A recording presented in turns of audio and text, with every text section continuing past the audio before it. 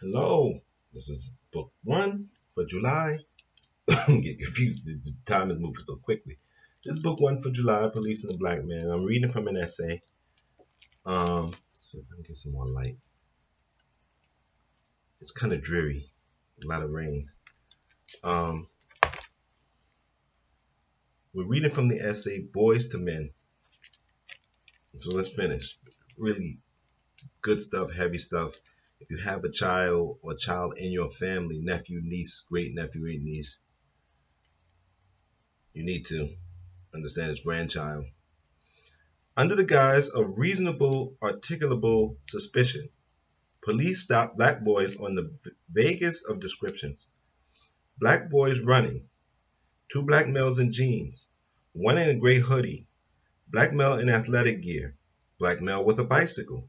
Young black males are treated as if they are out of place, not only when they are in white middle class neighborhoods, but also when they are hanging out in public spaces or sitting on their own front porches. Black boys who congregate on the corner attract the attention of the police at all times of day and night. Young black males cannot escape police surveillance even when they dress nicely or drive nice cars, since such signs of wealth among black youth are presumed to be associated with drug dealing. When black boys are stopped, police pepper them with questions like, "Where are you coming from? Where are you going? Where is your mother?" Consider Tremont McMillan's encounter with Miami-Dade officer who demanded that Tremont point out his mother, suggested that he did not believe the 14-year-old was legitimately visiting the beach with his family. The pervasiveness of these intrusions is debilitating for black boys. The boys in St. Louis maintain that officers treat them as if they are always criminal. Black boys and girls complain that police are mean and disrespectful and do not know how to talk to people, especially black people. Just pull up any one of the recent police shootings or assaults captured on video, and you will see officers who are visibly hostile, speaking rudely, and creating such a negative tone that virtually any child would respond with resistance and disrespect. Black boys describe police as belligerent and antagonistic, and are especially outraged by the officers' use of inflammatory language, including racial slurs, profanity, and demeaning terms like punk and sissy. Racial slurs and profanity have been particularly damaging to youth's perception of police legitimacy and moral authority. Black boys also take particular exception to being told to assume the position, put their hands on the hood, wall, car, or sit or lie on the sidewalk. They resent strip searches and cavity probes and being told to pull down their pants or take up their clothes, especially when there is no obvious rationale for such an order.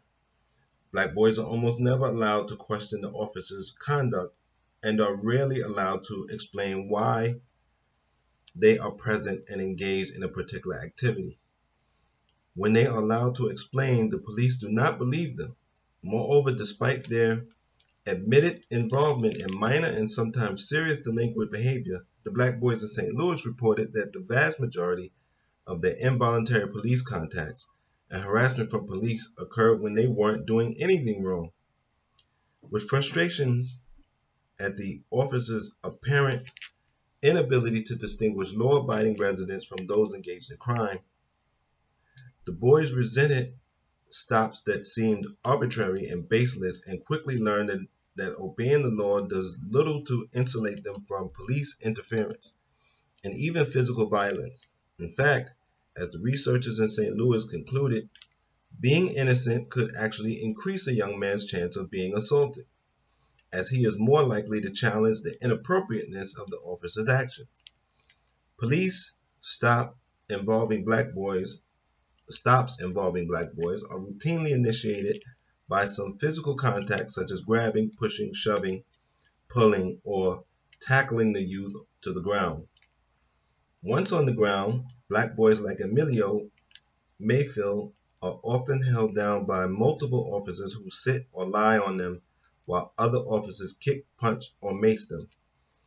Even more violent encounters include billy clubs, like the one that was pressed against Emilio's neck as he was jaywalking on his way to school, or chokeholds like the one that killed Eric Garner in New York, or the one that caused Trayvon McMillan to wet his pants on the beach in Miami.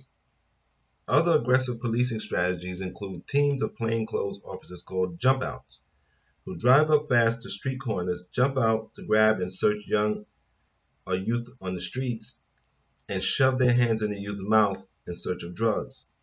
Fear of violence by police is now the norm for black boys. Instead of looking to police for protection, young black males see police as a primary source of potential danger and are conditioned to expect mistreatment. So that's basically